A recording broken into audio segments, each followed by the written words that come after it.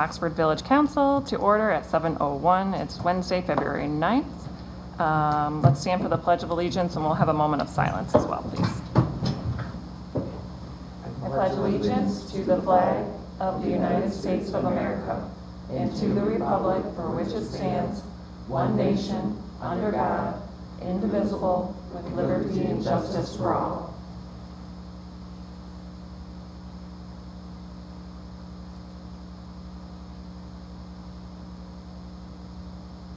Thank you.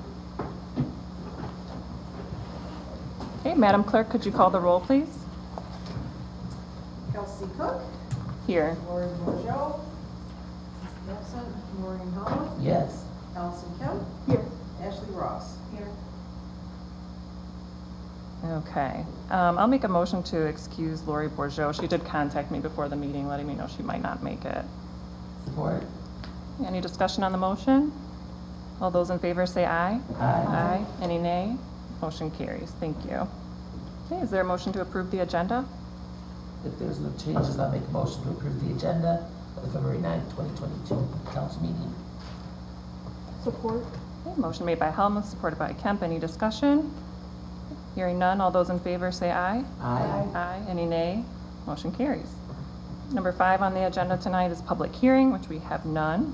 Number 6 is call to the public. So this is a time for anyone who wishes to speak to address council. Please state your name. You may state your address. And Mrs. Prather? Don't forget to sing.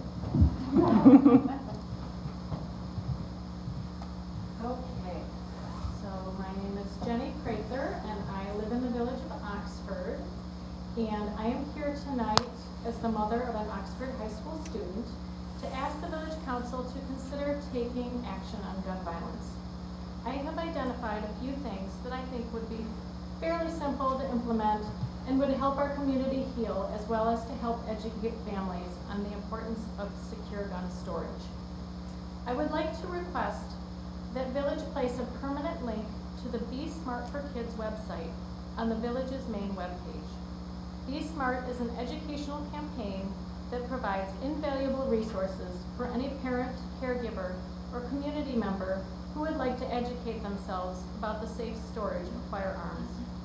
Astonishingly, more than 5.4 million children live in homes with unsecured firearms, and upwards of 70% of all school shootings are perpetrated by children who have obtained their weapons from their own home or the home of a family member. With just a few simple common sense steps, we can make a difference if we as a community commit to the secure storage of firearms. Secondly, I would like to request that you formally recognize the first week of February of each year as National Gun Violence Survivors Week. I believe each member of this community now qualifies as a survivor of gun violence. It's a sad state of affairs to be in. It would be wonderful if we could honor the memory of those who lost their lives, as well as showing support for those who remain by marking this as a week for remembrance. And in closing, I would like to briefly address the mischaracterization of the draft proclamation regarding Gun Violence Survivors Week, which I submitted to Council for consideration prior to last month's meeting. This draft included statistics regarding the far-reaching impact of gun violence that has on our nation. And while it mentioned all forms of gun deaths, including those by police officers against civilians, it in no way called into question the heroics of our own local law enforcement. In fact, I was extremely offended that anyone would insinuate that I would disparage our police force in such a manner. I entrust the safety of my child to these men and women. I wouldn't do that if they didn't have my complete confidence. They behaved heroically. They have my admiration and my gratitude. Gun violence is not a political issue. Let's not make it one. I have updated the proclamation, and I ask that it be reconsidered. And of course, you can write your own in any way that you see fit. I just think it would be wonderful to support this week going forward, possibly next year. So, thank you so much. Thank you. Thank you. Very good comments, and we'll definitely look at that. Thank you. Any other public comment? Okay, seeing none, move on to item 7, our consent agenda, item A.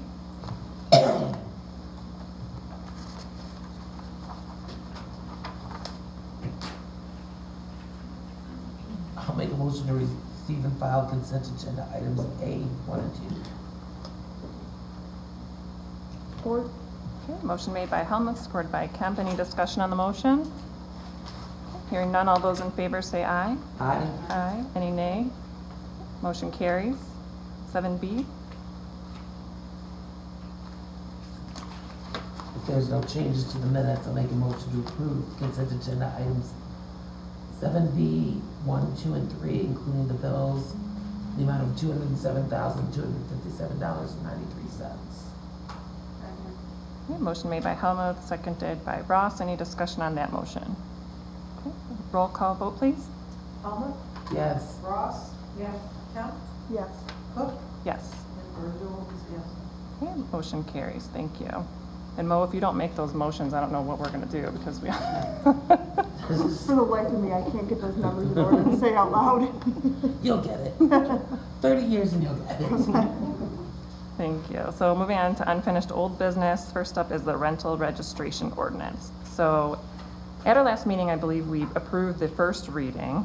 Yes. So the next step would be to set it for a public hearing and then possibly a second reading at that time or a future meeting. Is that how it would work? Yes. Do them together, but Okay, so you can Do do them it on the together. same night. Tonight was just more discussion, if anything. Yeah, I had some questions, but before I have a few. So are any other council members who want to comment on this before I start going through some of these? I got some comments afterwards. Okay. But yeah, go ahead, please go ahead.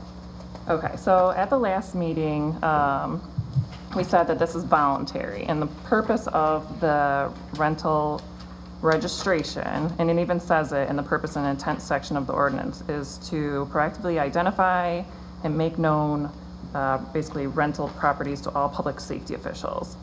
However, when I read it, I think it goes well beyond that, and so that's kind of where a lot of my questions come from.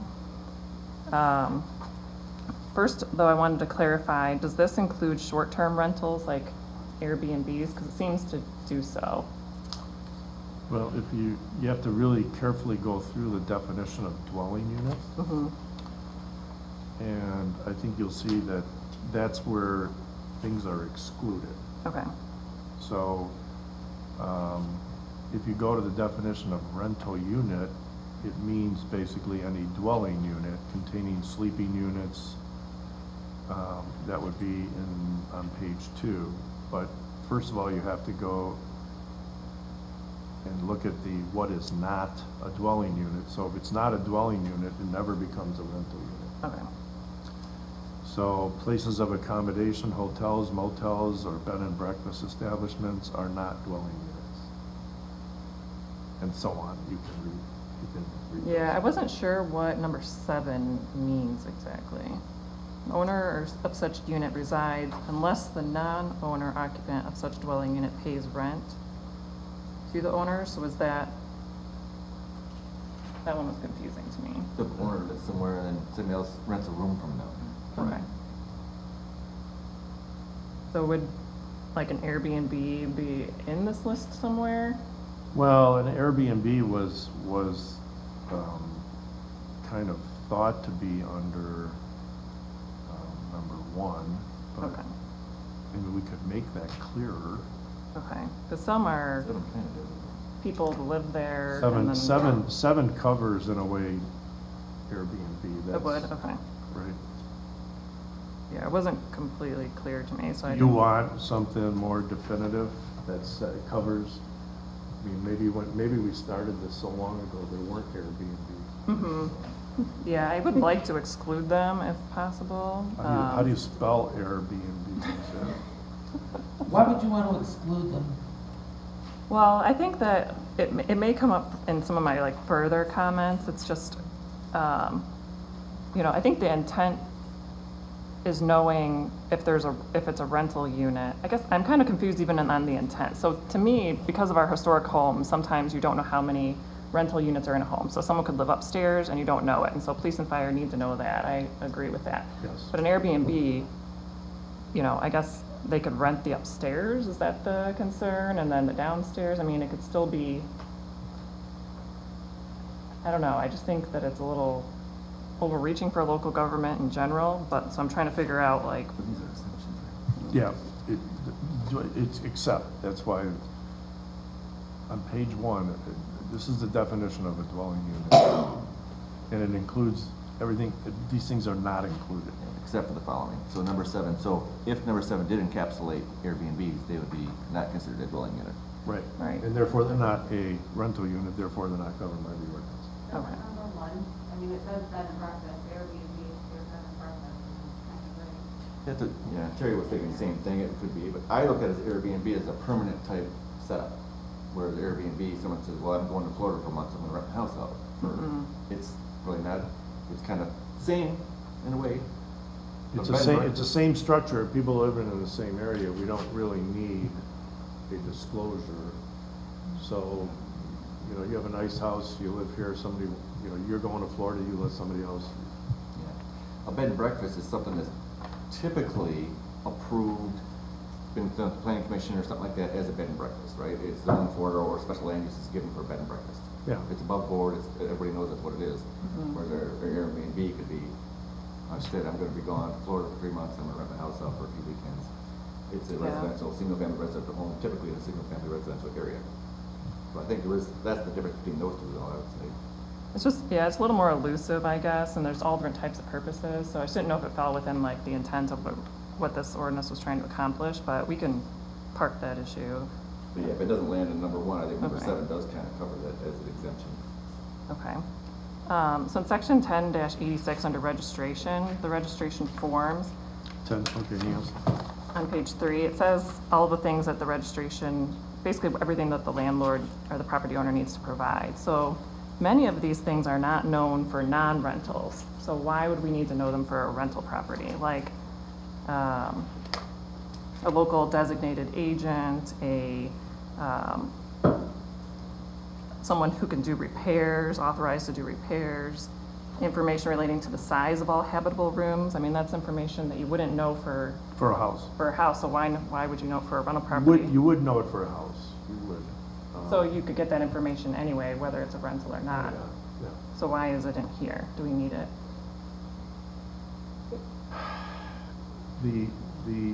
When we were doing this and we were talking to public safety and fire and police, they did kind of think it was important to know the space that was subject to the rental. You know, the size, the configuration, where it's located within the house. Okay. That was a concern. Otherwise you're just saying, okay, here's a big old house. And by the way, there's people renting in there. Okay, so it comes Oh, down to well, what space? Where? Okay. Thank you, that answers my question. And to one point that you touched on, Okay. just next door to us, or 2 houses, next door to us, the village hall here. We sent them a notice to the address, and it gets 14 West Burdick for snow. The mail person sent it back because there's 2 or 3 apartments there, and we didn't put which apartment it's supposed to go to, so they sent it back. We didn't even know that. Right, so I think we had some degree, that we did a couple of steps, our building official did a couple of permits a couple years ago. So we know there's at least 2 units, but apparently there's 3 there, I think. But because we don't know who, we have an owner listed out of town. So we ended up having to then forward it to the property owner. Okay. because- Okay, that makes sense. I wasn't here when this was initially brought up before council years ago, so. In the past, you know, so 14 West Burdick catches on fire. Who's the fire department gonna call to board up the windows? Who are they gonna get a hold of to let them know, hey, we're shutting the water off because your house burned out? And the owner could be in If somebody South lives Carolina. there that owns it, well, they know. But if we don't know who the owner is and how to contact them. Wouldn't it be the same way you'd know who any owner is though? Or you're talking about you can't talk to the tenants, so if they answer the door? Well, in a rental, the owner isn't always living in the unit. Right. They could be in South Carolina. Or some places we have it, it's owned by such and such housing corporation out of Southfield. Right, So, okay. So kind of for us putting- to try to, all we have is an address for tax Right. purposes, so we could send them a letter, and so, by the way, we shut your water off, but then they get it a week. And other pipes at first. Yeah, Yeah. in a residential home, we generally assume, the person in the house is the owner of the house. And knows that it burned down. Sometimes we get that information already because people come in and changing their water bill in their name, so we kind of know who the tenants are. In some cases, the landlord pays the bill, so we already have that information. So we aren't in the dark on all of them. Right. So, Okay. Yeah, I'm just kind of trying to, in my mind, Yeah, figure out no, how this is different no. from like a homeowner where, so if you knock on the door and a tenant answers, I mean, they're gonna contact the owner, you would think that they know who they pay their rent to, so it's one extra step, but I guess if you have their information on file, you're gonna have more for renters though than you're gonna have Some of for them pay to a property PO, owners. LLC at a PO box. Yeah, okay. hopefully they have contact information for maintenance issues. You assume they would. So on page 4D at the top, responsible local agent, it says the local agent shall be responsible for all the following: operating the registered rental unit in compliance with all applicable village ordinances, providing access for the purpose of making any and all allowable inspections, in compliance with applicable village ordinances, and accepting all legal notices.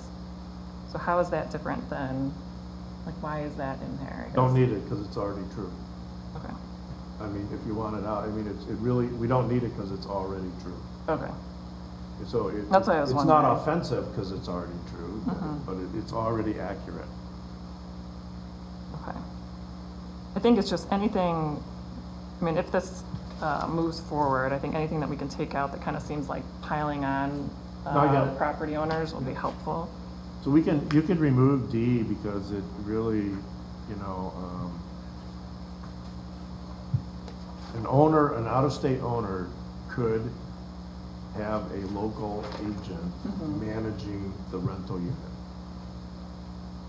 I mean, that's kind of was the intent here. Okay. And so the biggest thing that we're gonna get pushback on, which I agree with, is that this is not voluntary. At the last meeting, we said it's voluntary, just to go ahead. It's not, because it's a municipal civil infraction if you don't comply with this. I don't recall saying it was voluntary. I feel like we did say that last time, but as long as we're all clear that it's not voluntary. If you have a rental If unit. it's voluntary, then you probably shouldn't do it. Yeah, well, Right, no, I mean, just for discussion purposes, you would have to consider not doing it if it's voluntary, because, the one situation where we have a mishap and we're taking action and we don't know that there's, two kids and a mom on the third floor, well, they voluntarily didn't register. so what's the plan for enforcement of this then, to ensure compliance? And what's the cost of the village to do that? When did this go into effect? No, you're good. When does it go into effect? It hasn't. Well, no, When what would is it? our proposed, because it, Probably 30 days after you do Okay. the second reading, and then, we'd have to publish it, all that stuff. Call it 30 days. So I guess my overall concern with it is a couple things. So one, I'm not in favor of anything that gives local government more authority over people's lives than what is necessary. I don't think this is necessary. I think that private citizens that choose to rent a property can get an inspection, just like any person purchasing a house can get an inspection and see what's wrong, and then they can address that with the landlord. The remedy is the district court, so you can withhold rent for things that need to be repaired. There's constructive eviction, to where you don't have to pay your rent if it's not habitable. And then also with the moratorium on evictions over the past couple of years because of COVID, landlords have literally had to let people live for free without any remedy, and people have. And then you say, okay, now the moratorium's over, you can evict people, but landlords are not gonna get, in a lot of situations, people that haven't been able to pay, which to no fault of their own because of the pandemic, but the landlord too has bills to pay and has to pay the mortgage, if there is one, and so there's no good way to recoup that money. I just, they'd have to file a lawsuit for non-payment of rent, and there's just, it's a lot. I've heard a lot of landlords suffering over the past couple of years where they're just paying for someone else to live. So I think the timing's not good, particularly if it moves into, I think the intended purpose we talked about was to do the registration first and then the inspection. So the inspection too, we can get into that, but it places a pretty large burden on landlords. I'm not saying that people deserve to live in places that aren't safe, but even my house doesn't have many things up to Some of the date. things. So it's not up to code. A lot of older homes are not up to code. As far as like Right. things that were allowed that are grandfathered in, but an inspection ordinance would require you to fix everything. So I see it being a really big burden. And then enforcement on the village just ends. I just don't know, you know, I guess I'd like to get an idea, even for the registration part of it, like who's gonna do that? Who's gonna, you know, look through all of the, you know, property assessments and see which ones don't have principal residence exemptions, and then go after them and follow up and then prosecute them, and then you're gonna be in court dealing with all these municipal civil infractions. And people fail to appear, then it's a misdemeanor. That's pretty heavy, so, Benchmark. yeah. So that's, there's what I think. Allison. I respect your opinion. A lot of it comes back to, this has been asked of us by our fire department and our police, but specifically our fire department. They have lots of stories of issues that have happened within the, boundaries of Oxford. And there are absolutely fires that happen because something is unknown about the structure, and it is a privilege for many if you're able to move, because that means time off of work, that means you have first and last month's rent, or rent and a security deposit while your money is held up by the previous landlord. And a lot of people don't have the resources or the ability to fight it in court. They're in a vulnerable situation potentially, and going into escrow and going through those legal methods is very lengthy and time consuming. To appear in court and fight it that way, that requires you be available 9 to 5 on weekdays. You have to take off work. But if you're in a situation where you might not have the privilege to be able just to pick up and move, it introduces obstacles to those who might need protection the most. The elderly are increasingly living in rentals as they age, and they're living longer, and medical bills are rising. The cost of medical care is rising. Pete has told stories of an older couple. The fire department's called there because they're having an age-related issue, and all electricity is running off of extension cords. Those people weren't choosing to live like that. So I certainly do respect, and I understand that the timing is unfortunate, but rentals go extremely fast in Oxford, and rent is extremely high in Oxford. It is clearly a desirable area. All of us love living here, and chose to live here. I don't know. This is a business transaction for the landlord. And I do believe if you are renting, you have an expectation, a reasonable expectation of safety. So these life and safety issues, I think, do need to be addressed. Not chip paint, it doesn't have to look pretty, but I think you have an expectation of basic safety. Just like when you pick up meat from the grocery store, you expect it to be that the company has put every effort into making sure it's a safe product for the consumer. And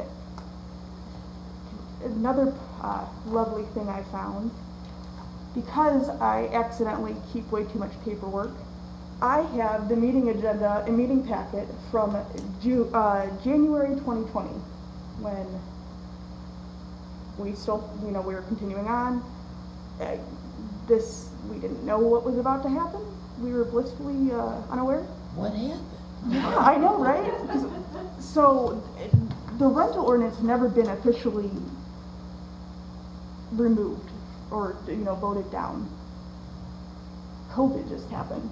So in, January of 2020, we thought we were, all steam ahead, and clearly when you're we weren't gonna start sending people to inspect people, enter people's homes and inspect them. I have found some of the memos from McKenna, and I apologize, I was reading them at the beginning because I found them right before I walked in. I do have these. I have the ordinance that I believe we had been leaning towards using the most, Lapeer, because it was more bare bones and more life and safety issues that we were interested in.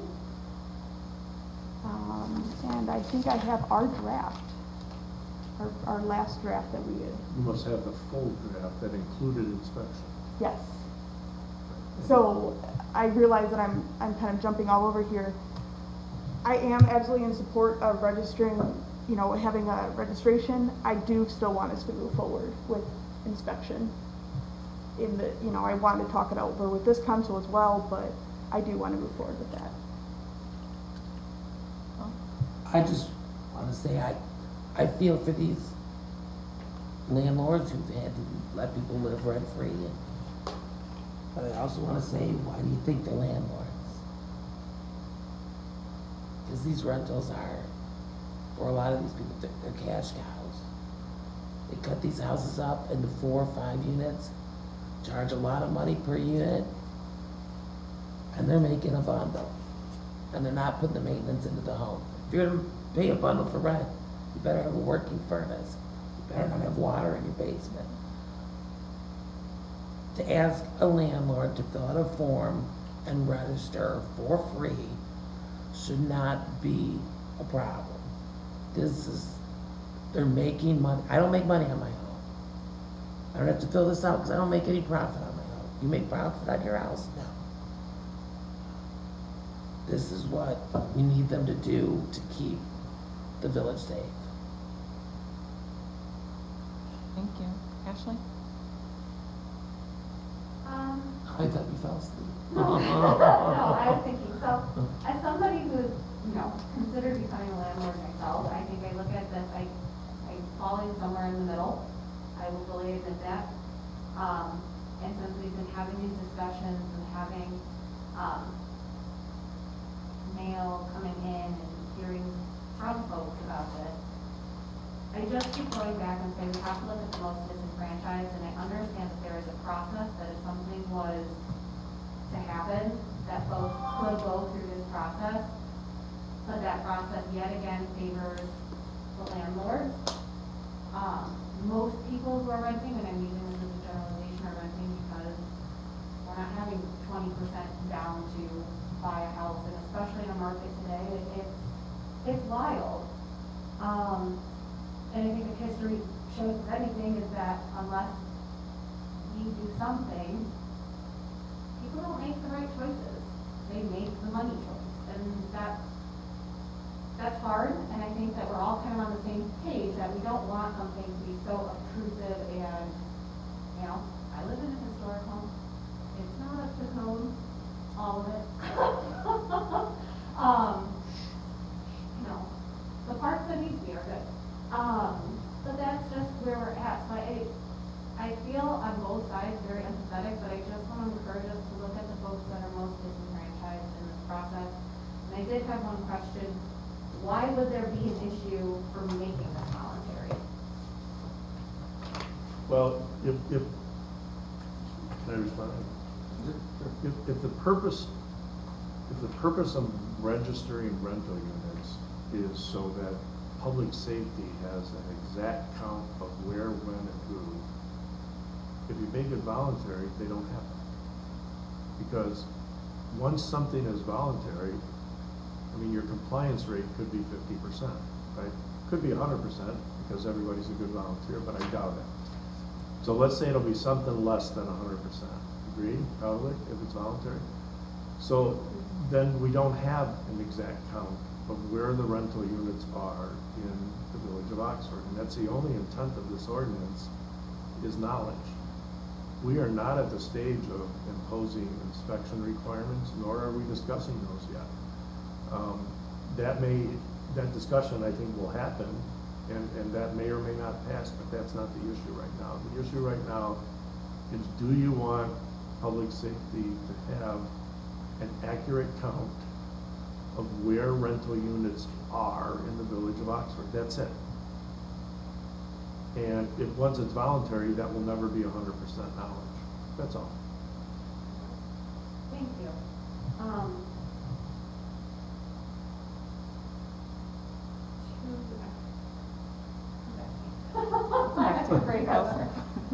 We'll call you on your cell phone. Just text her. Text us when you're ready. You know, I do want to clarify, I don't think all landlords are money grubbing, you know, No. capital, No. you know, We have a capital lot of good landlords vultures. in this community. Rentals absolutely serve a purpose. I think it's probably a rite of passage for most of us that we lived in our, you know, dingy, unaesthetic first apartment. But when I was touring, when I was looking at apartments in Oxford, myself and having, you know, growing up here and having young friends living in this apartment, some of these apartments were not the scrappy apartments. They were apartments probably none of us would want our children moving into because of hazards. Hazards are different than your first apartment. And when I was living in mine, I absolutely credit my landlord. He addressed the issue once it was known, but I had a breaker panel that had been recalled decades prior. Decades. When you bumped the wall, the power went on and off to my apartment.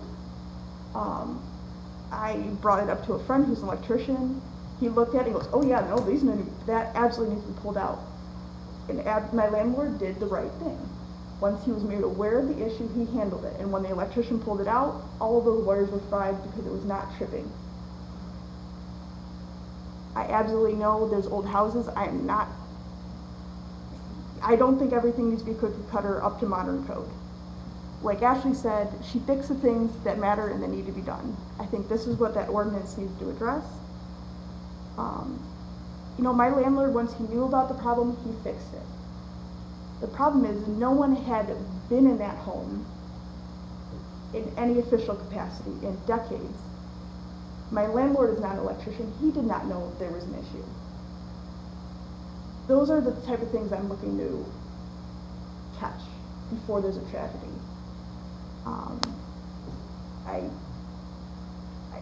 I do, you know, and when I was sworn into council, Joe, one of our first exchanges was, I gave my address, you know, blank, blank, and a half. And Joe goes, "Well, we have no record of your address." The village simply did not know about it. And, you know, I'm sure he pulled permits, his dad pulled the permits decades ago when it was converted. But Jenny and Connie have walked past my house. You would not know there's a second floor apartment unless you're really looking. There's just no way to know. And I think it is absolutely necessary to know where these issues are, because if my downstairs neighbors come out, okay, cool, but who's upstairs or who's in the basement?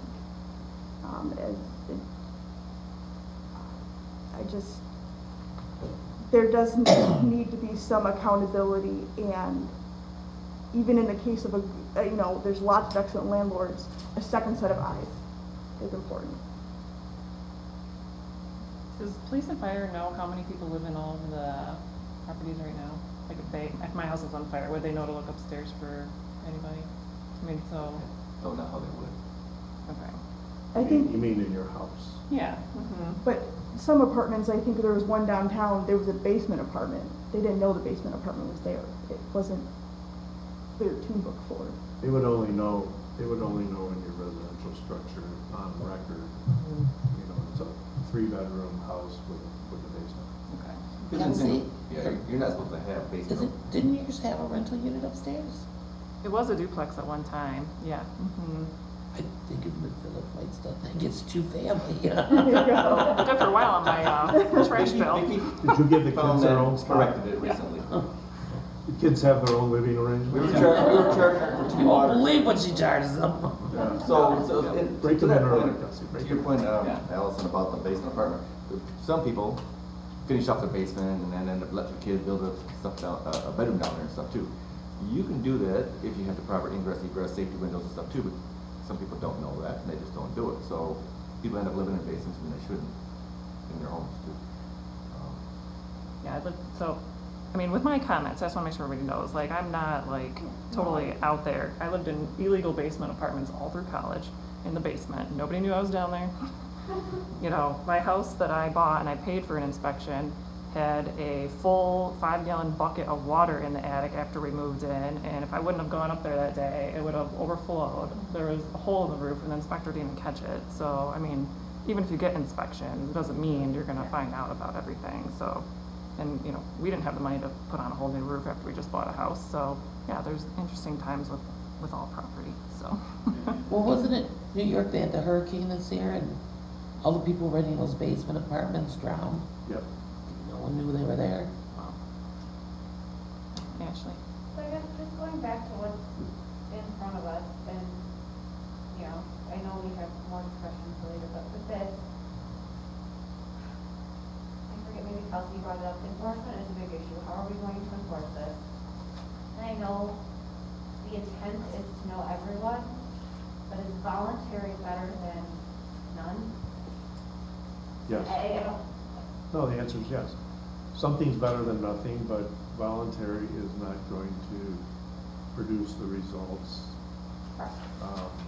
As far as enforcement goes, I think what we envisioned here was as we learned, we would enforce. We weren't going to go on a manhunt looking for apartments.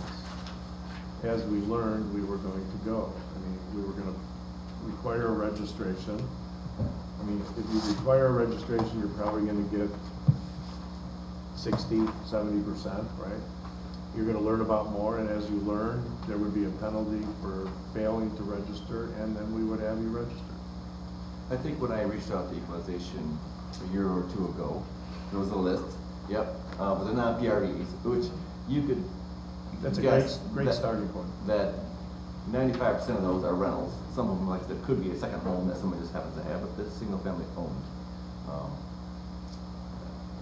And I didn't, of course, I wasn't referring to the commercial type non-PREs, they wouldn't get one anyways, but, so my vision was initially we know probably half of those are already in our system, we know their apartments, easy enough, we have contacts, we have landlords that own 2 or 3 around town, we see them all the time, they come in and talk about the water bill, there are people that are coming in, switching over the water bill to their name regularly, it seems, somebody every week is switching the water bill.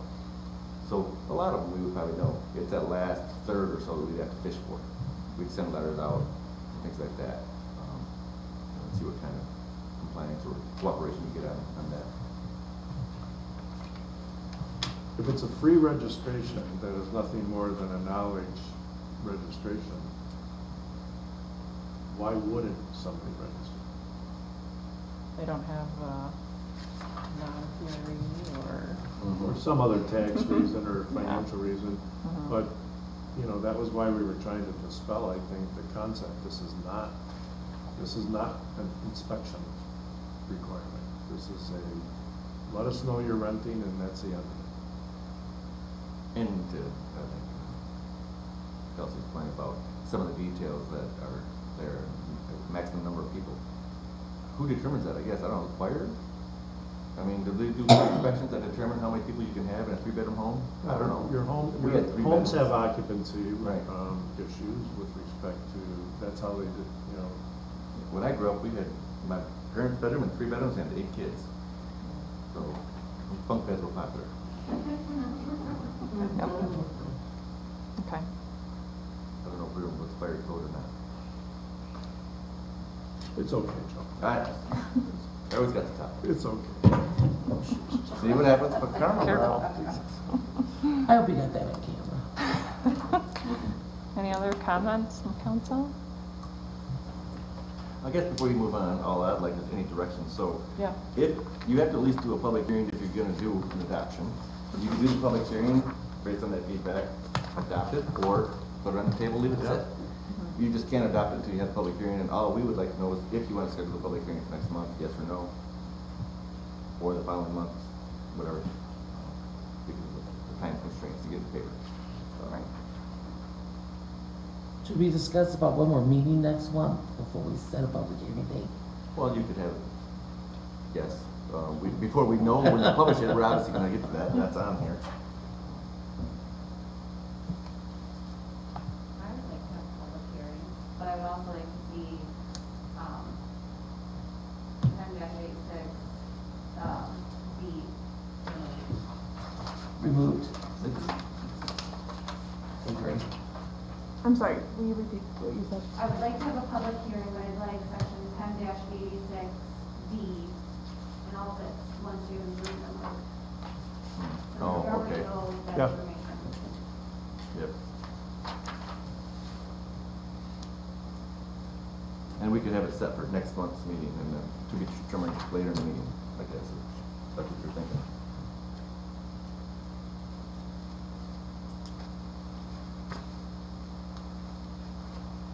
Is there gonna be a second reading and public hearing? That's what we're looking to schedule for the same time. Again, we could schedule a public hearing, and whether you do the second hearing or not, I don't think you have to announce or plan for the second hearing, or a second reading.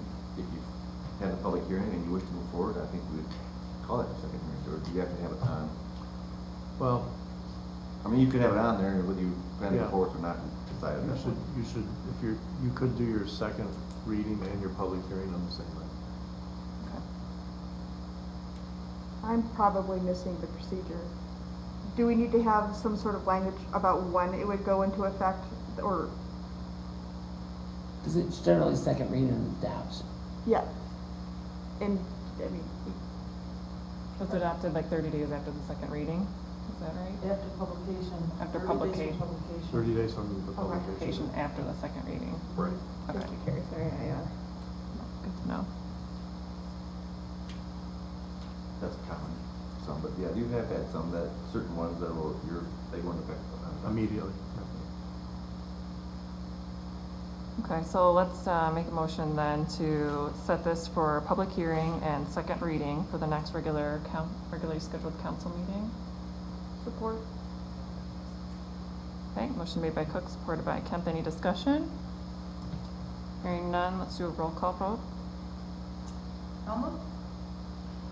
Yes, this is with the removal of that one section, correct? Yeah, it's already Yes. crossed out. Yeah, Yes. thank you. Ross? Yes. Kemp? Yes. And Crook? Yes. Good discussion. Yeah, Thank good you. discussion. Okay, so 8B, Resolution 2022-01. This is the opt-out for the health insurance contribution. This Right. requires our 4 votes. So Yep. in order to pass, we all have to vote. So I would move adoption of a proposed resolution 2022-01, opt out of publicly funded health insurance contribution. And that's it. Support. A motion made by Cook, supported by Helmuth. Any discussion? You should probably take a roll call on this one. Sounds good. Roll call vote, please. Ross? Yes. Kemp? Yes. Alma? Yes. Cook? Yes. And Bordeaux is absent. Thank you.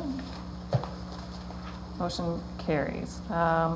8C, Manager Annual Review and Follow-Up. And this has my name and Ashley's next to it for a reason. So I asked that this be put on the agenda for this evening.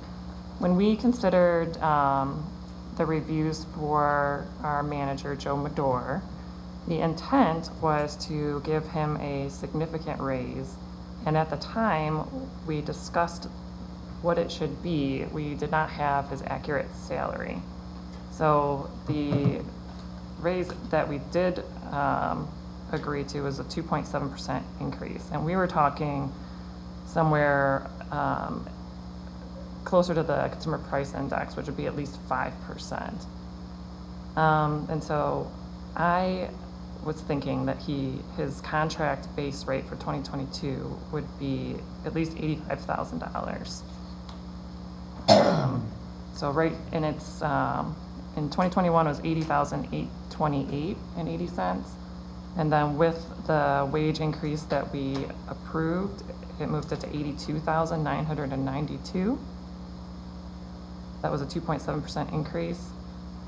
And I was looking at, my intent was at the time, and I believe this was, I think I made the motion for a $5,000 increase to be right, where I'm gonna land it, and when we had the reading back, I think at the last meeting, and it was, I didn't get a process right away, but it was a question with the percentage, and so the intent was that there was going to be a larger increase than what was actually happening. right. So, did you say that your intent was, I think I made the motion for $5,000 okay, or some, or maybe it was even more than that, it was to have a base salary of 85. okay. That was the intent to get there. That's what I recall too. And Allison, you were present, but Mo was absent that meeting, so I That want to is- make sure we're all on the same That is page. exactly what you were trying to do. Okay. We all made a mistake on where he was at the time. Right, That was the problem. right. So if we go to 85,000, then that's about a 5.4%. And I think that was in line with what our 5 and 6%. intent was. Yep, Mo. It would be amazing if anybody had written this down. I haven't. And the fact that we have nothing in our council packet with any of these numbers, and the fact that on the agenda, it doesn't say, give Joe Madore a raise. It says this annual review follow-up. Mhm. I don't feel we can discuss this tonight. I'd like to see the numbers. I'd like to see what his current base salary is, what the proposed was at the last meeting, what the proposed is at this meeting, what he got a year ago. I just want to see some numbers written down and not 4.8, 4.9. I don't want to be guessing the numbers. I want to see the numbers. I understand all your concerns, but my point is we're trying to correct something that was already done and that was discussed at a past meeting, and a lot of it was discussed in a closed session. And I know you weren't at that meeting, but it's something that the council already took action on. We're just trying to fix it. So my preference would be to move forward to correct what we intended during that meeting, to make the base salary for 2022 $85,000. So I'll move that.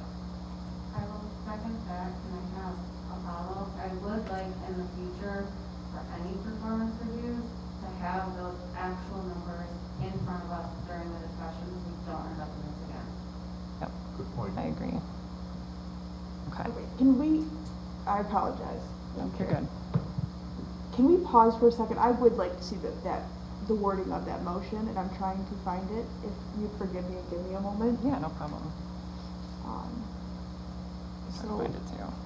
The motion that came out, we were out of the room. Mhm. We came back in, the motion was made to set it at 83. and that was the November meeting, correct? December. Okay. Yeah, Because that Mo was sick. That's because we were mistaken.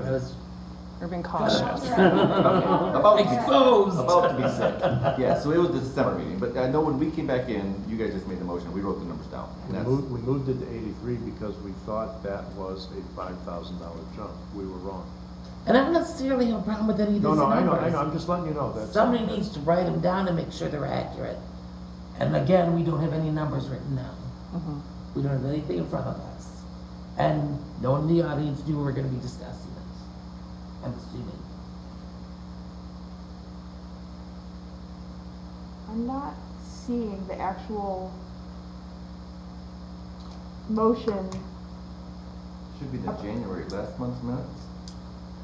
2021, I think. It was December, December meeting, so the minutes that were in last month's packet, I think is where you would read it, if you're looking for that. so it would be just December 14th. December 14th is what I'm looking at. And maybe I'm trying to skim too quickly under pressure. I think it was at the very missed it. bottom, because it was. For the last It one. says, motion by Kemp Ross to return, okay, motion by Ross Cook, effective January 21st, I see it, yeah. 2022, to increase the annual base salary wage for the village manager to $83,000. Roll call vote, all aye, all affirmative. That was the motion. And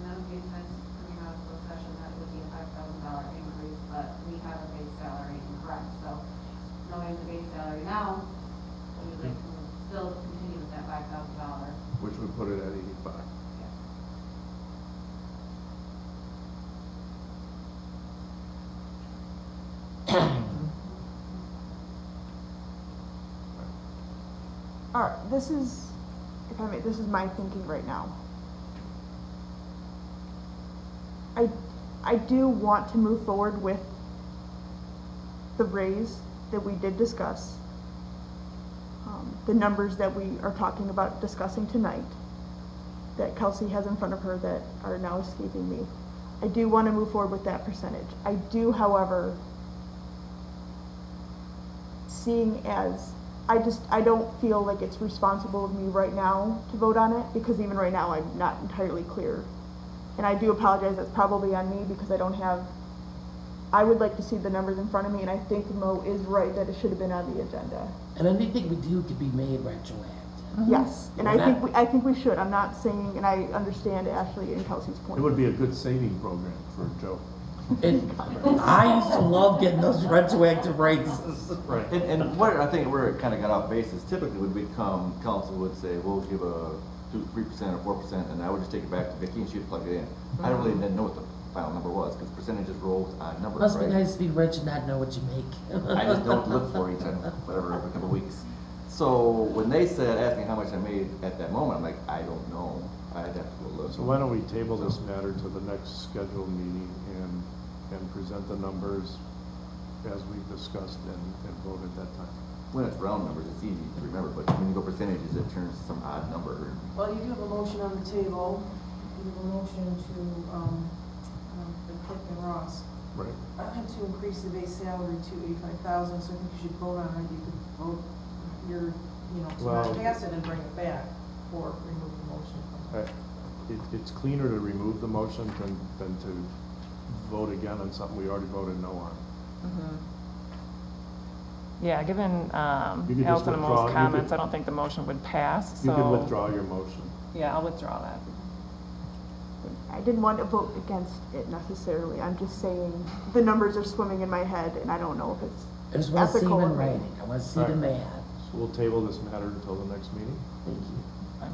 But we're postponing this table is pretty big. up later on. Postpone it. Yeah, technically. Thank you. Technically, you're Meeting, correct. At the end of the meeting, right? Right. Lay it on the table. There you go. Okay. All right, so agenda item 9, new business, is the Planning Commission annual report and action plan for the Planning, Zoning, and Enabling Act. Madam President, I see 8D, the DDA appointment. Yeah. Oh, I'm looking at an old one, sorry. 8D, is that what you said there is? Yes. Trustee Catherine Colvin, recommendation to replace Bill Dunn. Thank you. Okay, so 8D. So the township board had a regular meeting where they made all of their committee appointments. And so they have a new trustee, Catherine Colvin. And the township board voted to place her in the DDA township seat spot, which I guess I'm understanding that was recently changed in the bylaws to allow the township to have a spot. They had a spot, but it wasn't a Designated spot. non-voting member until a year and a half ago. I think that's when they changed the bylaws to make it a voting member. Okay. It was an ex officio member before, I think. Okay. And then Rod Charles is also a township trustee, and he serves on the DDA. However, I know that when the DDA, and Ashley and Kelly, correct me if I'm wrong, so when Rod Charles was appointed to be chairperson of the DDA, I'm told that the chairperson cannot be, the chairperson can't be the township's designated Designated person. person. So therefore, Rod Charles is not the township designated person on the DDA, and the township still has the open DDA spot to put someone, so. Mr. Charles was on there for years as with the Property interesting owner. downtown property owner. Mhm. Only since in the last, year and a half or less that he became to the board. Right. So, because of that, we have this township spot. So we have several business owners that would like to serve on the DDA, and I would have liked to have one of them serve on the DDA, but the bylaws do say that the township has this spot, and because Rod Charles was appointed as chair, he doesn't qualify to serve in that spot. So we're left with, or not left with, but I don't know trustee Colvin, but Jack Curtis has asked me to recommend her appointment, so I wanted to put that for council's consideration. Does the DDA have opinion?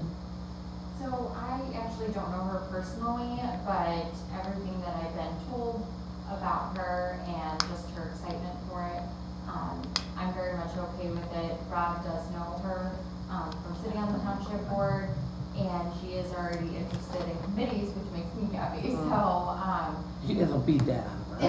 Right, right. So, of course, you know, we would love to get some more of these business owners on the board, but, I think that this is a great choice, and I'm very comfortable moving forward. Okay, thank you. Yep, Allison. I don't have I have no intention of, not voting. Let me back this up. I have every intention of voting for Ms. Colvin.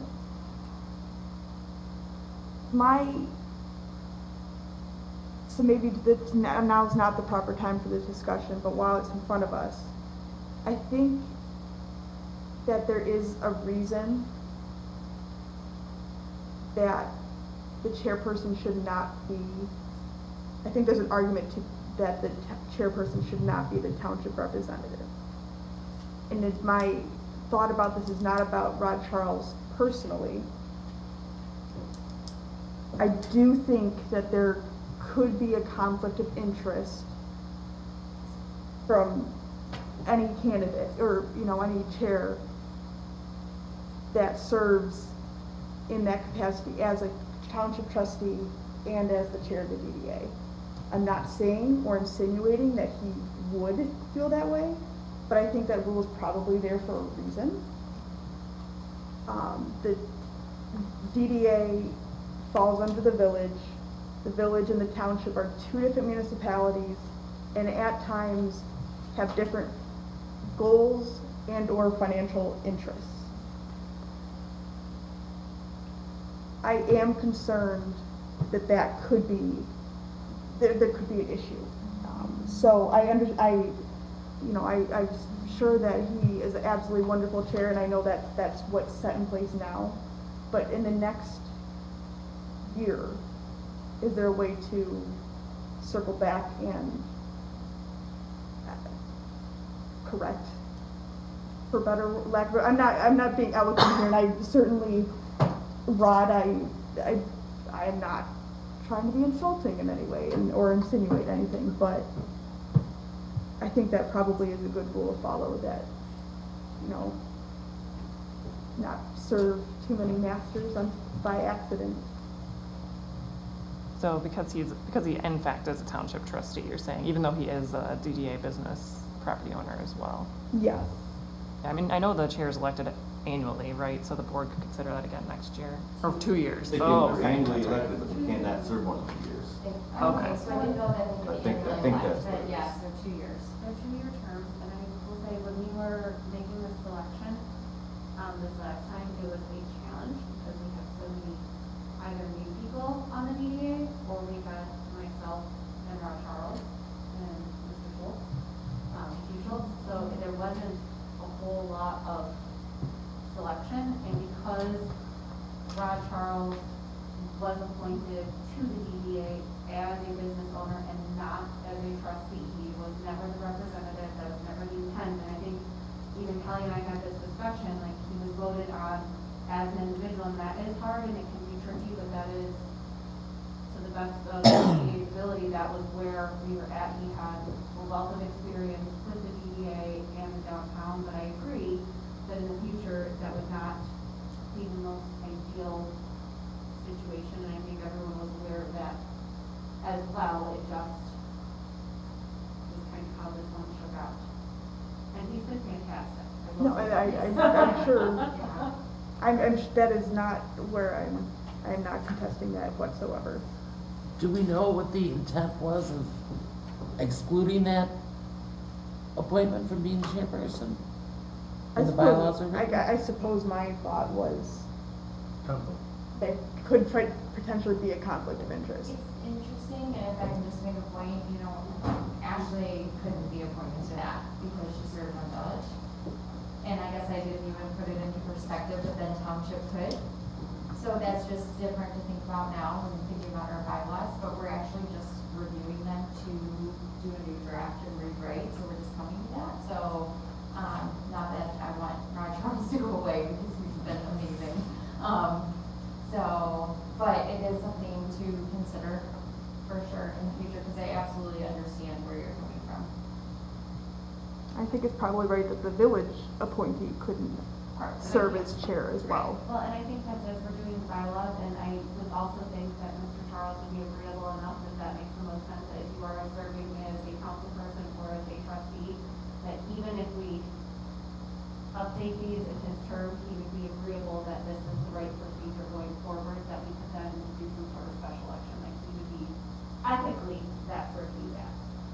But for the future, in case we have somebody that is not as ethical, I think Yes. that would be very. smart. Ashley, you put it you expressed what I was feeling much more eloquently than I did. That's good. So I'd move to appoint trustee Catherine Colvin to the vacant township trustee seat on the Downtown Development Authority for Oxford. Support. Okay, motion made by Cook, second by Kemp. Any discussion?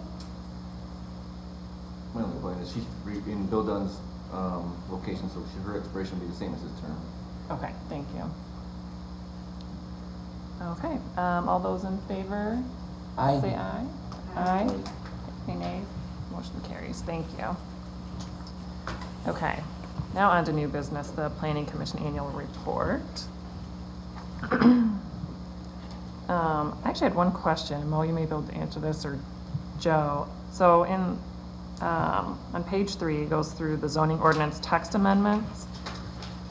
Did the tattoos and the commercial vehicles ever come back to council for approval? Because I remember we had them, and then we had a lot of questions about why the tattoo was not allowed in the central core, and then also the commercial vehicle thing was kind of inconsistent, and so we sent it back. But I don't remember it ever coming back to us to vote on, but I could be wrong. The planning commission, It did? planning commission Okay. took care of both of them, right? It Mo? did, you actually signed the amendments too. Did I? Okay, Yeah. there we go. I There goes hate my when that memory. It happens. came back and forth so many times. Okay, you know. perfect. All right, I just wanted to check on that. Everything else looked really, really good from what the planning commission's working on. Any comments you want to make, Mo? We're exhausted. I'm sure. Well, the site A plans. busy spring. I think we have a very good planning commission right now. A lot of different opinions, a lot of different perspectives. Everybody speaks, everybody's nice. I think we have a very good planning commission right Awesome. Please extend our thanks. I know we overtaxed you. now. Especially going through some of these site plans. Yeah.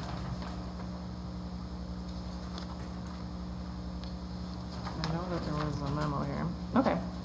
I would move that the recommendation of the Planning Commission be accepted, because there was a request by Chairperson Ballard. What was that? Receive and file. Just receive and file it? Okay, I'll move to receive and file the 2021 annual report and action plan as presented. Or, Okay, motion made by Cook, supported by Helmuth. Any discussion? Okay, hearing none, all those in favor say aye. Aye. Aye, any nay? Motion carries. Okay, next up is the first reading. Really? Yeah, after this was already second reading and done and filed with the state approved it, and I get an email back to state. Second thought, we'd like to add a little something to this. Okay. So, did you get the red highlighter? Yeah. They wanted us to add that statement into section 70-126. I got the email from months ago, said they received it, and it was approved, and everything was great. And then about a month ago, I get an email from them and say, well, we want you to add this statement in there. Okay, yeah, I know that one of the new things that makes this have some teeth are those long-term operation and maintenance agreements Right. that are I don't think you're the only one who got that notice. Yeah, I mean, put in place. Okay. we went through it, we went through a public hearing, second reading, uploaded it to the portal, everything's good, got approved in the email. So we're back to first reading. So we're back to first reading that for as well. It's a couple month The only process. thing different is that red. Just the red. Yeah. Okay. I'll move to approve the first reading of ordinance number 416A, the stormwater engineering and design standards. I'll support with a question. Sure. Robert, will long-term operations and maintenance agreements be in place in case the property owner fails to maintain stormwater structural records? That's our intent. Yes. That's a requirement. Any other discussion? Okay, does that need a roll call vote? Yes. Okay, take a roll call vote, please. Helmut, Yes. Tom? Yes. Ross? Yes. Cook? Yes. Thank you, motion carries. We will then add a second reading and public hearing for this at next month's meeting as well. Perfect, thank you. Okay, next is the special event application for Lake Point Community Church to use Centennial Park. Bless these fine folks who got their August event request to us in Wow. January. That's fantastic. It actually came last fall, and maybe the last fall just wasn't working out. So, the only thing, and he'd already checked on the DDA, as well as Thursday's concerts and parks, when I said somewhere in that neck of the woods, they're done like a week or so prior, so no conflict there. The only issue, I think, on their sketch plan is they were looking to put the Porta Johns in the southwest corner of the park, and that's on the grass. It's too close to the people. We were gonna suggest they put them around back by the dumpsters over across the parking lot, like they have in other events, like we do the Spiritual Fest and things like that. They're looking to reserve 1 or 2 spots right behind the park, because they may have a speaker or something come that night. And some of them might be guest of honors, who might be elderly, and handicapped spots are going to 1 or 2 there, so they might be gone. They want to have reserved 1 or 2 spots. So that's the only thing that really extraordinary, I guess, for it. Open to the public. Sounds good. I'd move to approve the event as presented with the recommendations from administration and the DPW. Support. Okay. Yep. Forgive me because I just couldn't remember. The sign, in their little drawing, is that any issue with signage or? Let me see.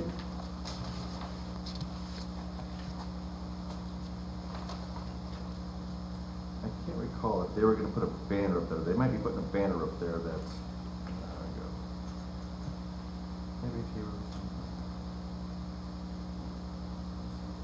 Oh, I thought it was like our park sign. So did I I. can say. Back and forth, and I was like, no, our time's over. I know, it's still a while. It might be, I'll have to verify. They may have a banner up there. I don't recall now.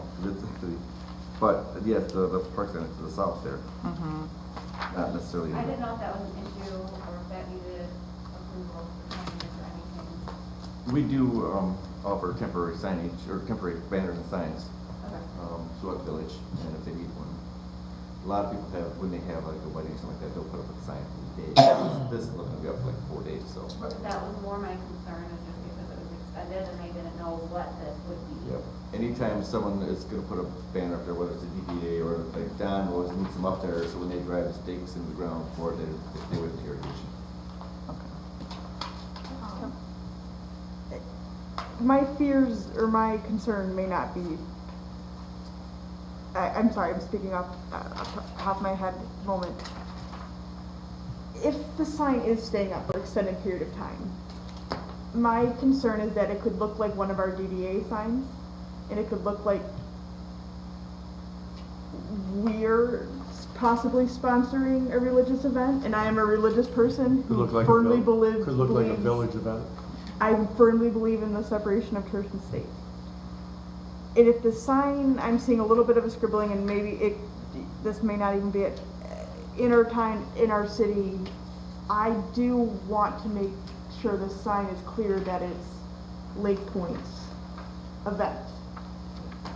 Okay, more than likely, I'll have to get with on the banner, and it might say, if it's advertising their event, it might say Lake Point Church Yeah. Revival. I have no problem with that. I August just- 20, whatever it is, through the 25th. Right, I see what you're saying, Allison, too. Then, yeah, the name, so if they only had the name of the event, but as long as they say, In Lake Point event, put that on there too, yeah. making sure that it's not a village sponsored Yep. issue. So within the motion that was made, said per administrative and DPW recommendation, so can you make sure it's on the sign? Okay. Awesome. Any other discussion? All those in favor say aye. Aye. Aye, any nay? Motion carries. And on to the March Village Council, hold on, Muni, I must have a mold, sorry. What is the next one, 9? Charter and ordinance legal review. Oh, there we go, I'm sorry, I see it. Oh, you have an old one. Oh, I brought No, I was even just reading it wrong. Okay. Okay, sorry. No problem. Oh. Okay, so this is the legal review quote for our charter and ordinance separation. Is that right? Yes. Okay. I remember reading this like a week ago, so I'm shocked that they're only gonna charge $4,050. Yeah, the good part of this one, as Terry had made it clear to me, was that, you know, they're gonna take a first swipe at some of the basics of your charter. We were gonna undertake the charter anyways, right? So included in that price is what we really need done, right? And plus, a little cursory review of what the law out there says about charters in general. They're not gonna catch everything that you wanna change or need to look at in your own charter, but they will catch the basics. And for that price, that's a good step. It'll give us a clean document to work off of then. forward. Unfortunately, it could take up to 6 months, hopefully less, but when we're finished. And then there could be some additional, they go through a review process. We want the attorneys, you know, to spend more time with their attorney Right. and our attorney back and forth, then it's $150 per hour, I think it is, or Right, per but- session, But we'll see where we're Per at hour, first. yeah, I don't see it as being much more than that, because I think Bob and I and, you know, Joe, I don't know if we were gonna put together a committee of people or not from there, but, I think we'll be ready to receive it, look it over, and then make a plan, but we'll have a clean document. You are saving money by spending this money. That's the way we analyze it. And then, yeah, this will bring the current charter, separate them out and kind of make sure it's legit and good shape. Mm-hmm. If there's other things you want to take up in the charter, then you guys can do that. Yeah, Once this is done. And the general code of ordinance too, bring it Correct. 2 for 1. Correct. So we'll be looking at both. It looks like it'll start within 30 days Of it, of yeah. signing. Okay. All right, I'll make a motion to approve the Muni Code legal review proposal not to exceed $4,050. That's the base price, and then there's the, well, I guess we can leave it at that for now, right? Leave it at the base Okay. price for now. For complete legal review of our code of ordinances in the village charter. Right. Okay, motion made by Cook, supported by Helmuth. Any discussion? Okay. We'll do a roll call vote. Kemp, Yes. Helmut, Yes. Ross, Cook. Yes. Okay, motion carries. Thank you. Okay, E, there we go. March Village Council meeting date. I think I sent an email out to everybody a day or two ago. Okay, so I did go and I looked on the school's website. They canceled their meeting on the second Tuesday in March. They're having a special meeting the previous Friday, and then a couple weeks later, I can't remember the exact dates, but, so there isn't a conflict with our meeting and school board meeting in March, so we can stick to our normal date in March and be just fine. That would be great, because tonight, Allison brought this up to me, we're meeting on the same, the township board is meeting Yeah. tonight as well. Yeah. So Right. it'd be nice not to have. us I on the called same Pete day. about that a couple weeks ago too. He said sometimes it goes to both, depending, sometimes it doesn't go to either, which is really Okay. nothing on the agenda, but he said, To the extent you can stick to your Yeah. night, Mhm. That's it's good. yeah. good. Got it. All right, you don't need any action on that, because it's the regularly scheduled meeting date, right? Right. Okay. You'd only need action if you were changing. I just want to make sure everyone, Yeah, any concerns by council? No? Okay. should let people know if they're Sounds posted. good. Terry, Yes. could you correct our phone number on the February 9th notice? Oh, okay. I knew you were looking at something down there. What do you mean? Where you at? Not on the header of this. Down at the bottom. Contact our offices at 248-268-2543. Yep. Sometimes typos are just fun. Oh, I didn't see that. I was looking at the agenda, okay. Well, then, yes, no problem. We got that. Can we make sure, That's Oxford, Mississippi. Yeah. With our luck, it is.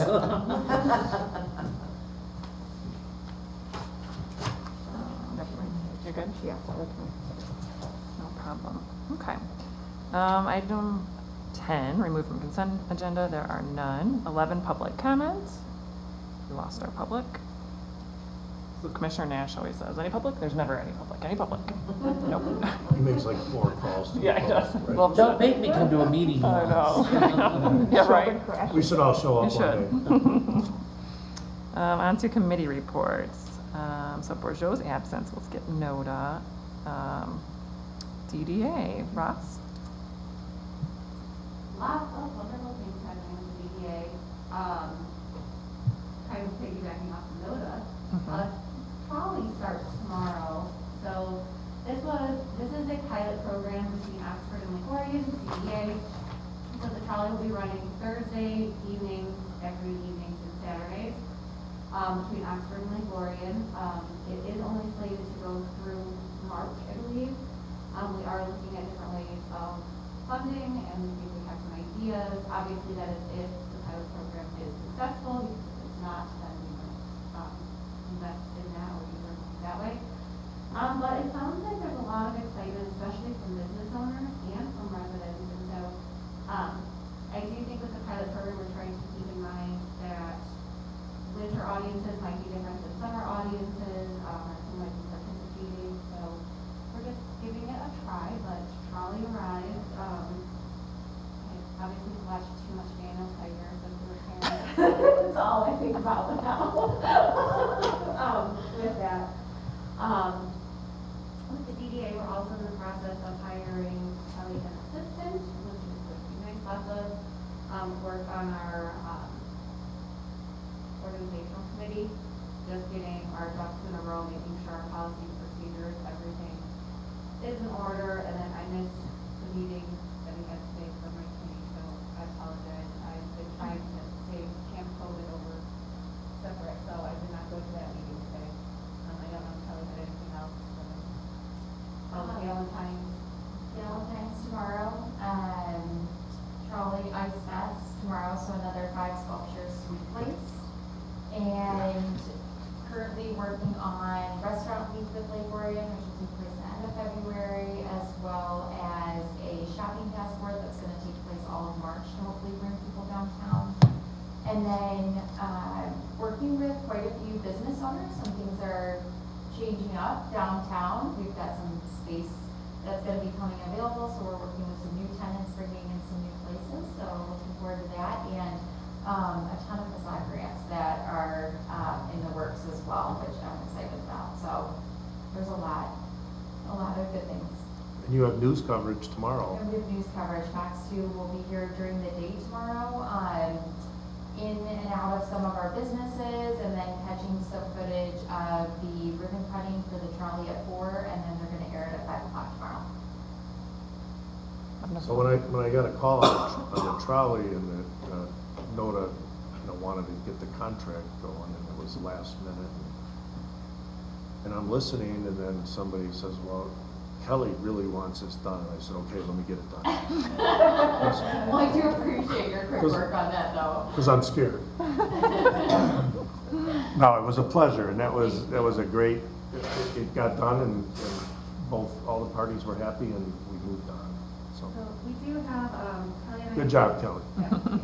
Kelly and I met with MEDC earlier this week, and so Laura will be coming down our way, just as the villages are working on, redevelopment ready communities. I think it's been over a year since we talked about it here at council, but we're gonna get stuff in order, so that will have to come back and do some presenting here at some point as well.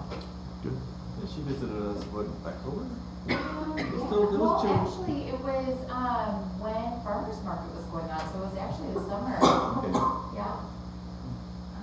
But she's great, and their team is awesome, and they're really willing to help us, with some of our buildings downtown. So we have, multiple grants that we're applying for as well.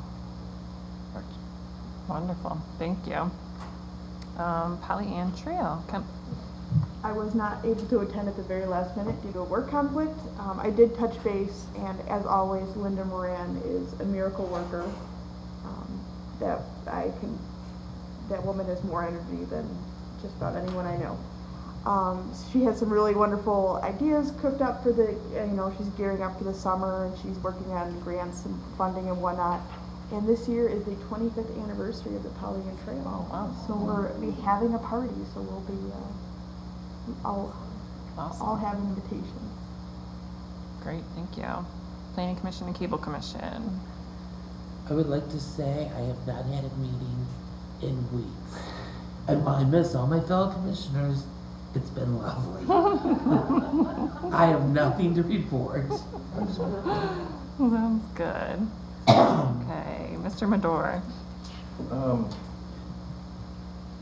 Yes, one of the things that's come up recently, the police department has had gun safety locks for years that they've given away at the police department. I was asked recently about, is there a way we could have them at our office, and so Chief brought us over a box. We do have the gun safety locks available to the public to come in at our office now too, so they don't have to go to the police department. It's something they've done for years, and they'll continue to do so. And so we have them at our office now as well. And, yes, they are free. Chief is out of town at the Chiefs Conference this week, that's why he's not here tonight. That's all I have. Great, thank you. Ms. Anika? Yeah, I attended the LMTA Winter Workshop, and I prepared some notes and gave you some highlights there. If you have any questions, you can feel free to ask. And I did look up the meeting where we approved those two amendments for A and C. And I know that it went back and forth so many times. It was July 13th when it finally came back to its final version, so. Thank you. Mr. Davis? No, I'm good. Happy to help on the things that we've been working on. Awesome. Okay, council comments. I have a question. Oh, yeah. I didn't really have a chance to speak. Ms. Prather spoke earlier about the gun violence action resolution that we didn't approve.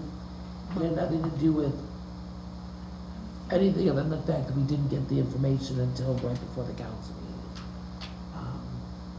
I have no problems looking into the link. I think we should look into everything we can do. As far as any concerns we had about her opinion of the police department, I don't know what she was speaking of. I think our police department is wonderful. I think they did a wonderful job. And this is something we need to continue to review. But it really was just a matter of, it just thrust on us at the last minute. I wasn't even sure where it came from. Yeah, I agree, and I did get it like maybe a day or two before, and because it wanted us. We edited it a little bit. Yeah, Tried and to. because it was to recognize the first week of February, I was the one who asked it to be added to the agenda for consideration, because if we looked at it at this meeting, it would be too late to Right. recognize that week. But then prior to the meeting, I got several phone calls asking me, like, have you personally verified all of these facts? And when I started looking into them, and Ashley, you even helped me with, they were all verified, but there was just a lot of too much political nature to it. It was a lot to deal with in like a day and a half. Right, yeah. It needed more time to be sorted out and Yes. for council to be able to discuss it, so, yeah, thanks for bringing that up. Anything else for council comments? Yep, go ahead. This is not in response to that, it was on my list beforehand, so I'm not trying to have some sort of discussion on it. I understand that things take time. I have to say, like, in general, I don't know exactly what I want, but I feel like not enough is being done to address everything that has happened in our community over the last few months. There's a lot of talk, there's a lot of thoughts and prayers, and I've yet to see a whole lot of action. So, I know Fraser isn't here anymore, but I do think that I would love for us to go back and look at that, and whether we change the verbiage that suits the village. I think at a very minimum, we can say, like, yes, and recognize that if some violence arises the first week of February every year, that will impact our community forever. I think it's too late now, I don't know, but I did want to put this on possibly for the next meeting. Again, I think it's too late. A discussion on 112 East Street. Today that property went pending. And just for the record, I do think it would be in the best interest of the community for the village possible to acquire that property and demolish the house and what we do with it afterwards. So we had, but I do think it's in the best interest of the community. However, I do think we might have missed our window on that. So if we haven't missed our window, I'd love to have a full discussion on it at our next meeting. Yep, Ken? I really want to, like, we've all said it before, but I really love working with this group. We all bring different opinions and different perspectives, and we come from maybe different places in life or different situations, and I do very much value when we dissent and in the way we can communicate. You're a wonderful group to work with, and you run a wonderful meeting. There was something I half said earlier and I trailed off, and I realized it could be interpreted that that this meeting was a mess, and that is never what I. Okay, that is not what I meant. You can totally tell me if it is. No. I have. Oh, we'll tell You do a You'll tell me. wonderful job. But I I love this community, and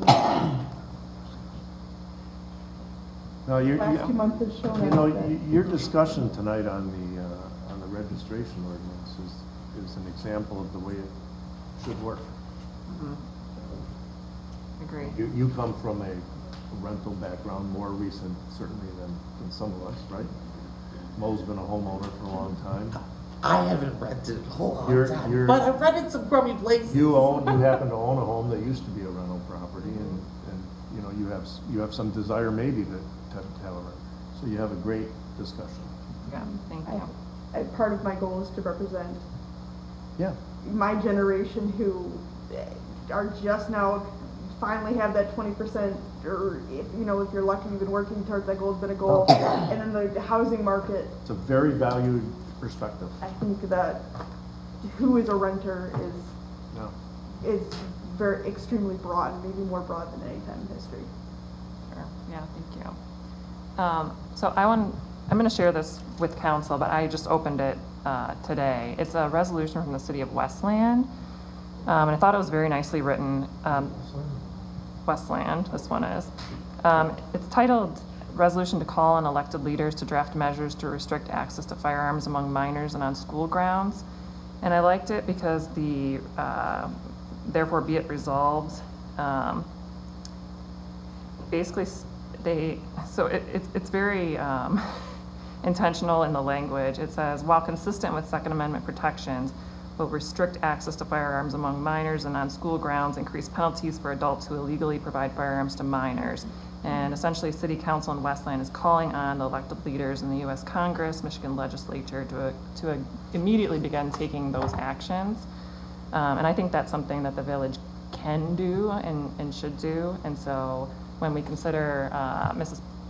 Prather's resolution, I'll send this one around too, and maybe we can have a discussion on it or have something drafted for the next meeting, just so that we do show that we're officially taking some action on something that we can do. I know, we even looked into what kind of ordinance can we pass at a local level to accomplish these objectives, and Michigan law specifically prohibits us from doing that, unfortunately. So something like this, though, where we can call on those who can make a difference, might be appropriate for consideration in the future. So just wanted to bring that up. Definitely get us a copy of that. Yeah, I'll scan it It and was a send good it. one. Yeah. It was a good one. And did you say you had a couple other ones too, or? I thought we had one from Livonia. Livonia might have copied Westland. Maybe, I didn't They see sit next to each Livonia's. other. Yeah. Yeah, so we'll look. I'll look. I thought I read a nice one from Livonia that was similar. You just have to be careful that you don't create some sort of proclamation that in any way says you're going to do something, because you're really restricted. So these two were very clear that you're asking the right people to do the right thing. Yep. And that you should do. And then the only thing missing in that resolution, or the two that I read, was where is it going? You should resolve. Did that one say Yeah, where it it was going to did. go? Mm-hmm. Yeah. Yep. Okay. Good. You want to make sure in your resolution say we hereby we're going to send this to the following people. So it's Yep. in your resolution. Yeah, Great. this one specifically says to U.S. Congress, the Michigan House of Representatives, and Senate, Great. Gretchen Whitmer, and the Oxford Village Council and Oxford Community Schools. There you Left go. out the township, but There you go. still, There yeah. you So, The news did that a lot too. yeah, yeah. Yeah, that's good stuff. All right, with that, I'll move to adjourn at 8:31. Bless your heart. All those in favor, aye. Aye. Thank you. You know, especially without We're Lori pretty here damn next close. to me, I realize how often. How close was I? Oh, I never vocally say aye by accident. Is it over? Oh, really? Oh, it's 8:31. I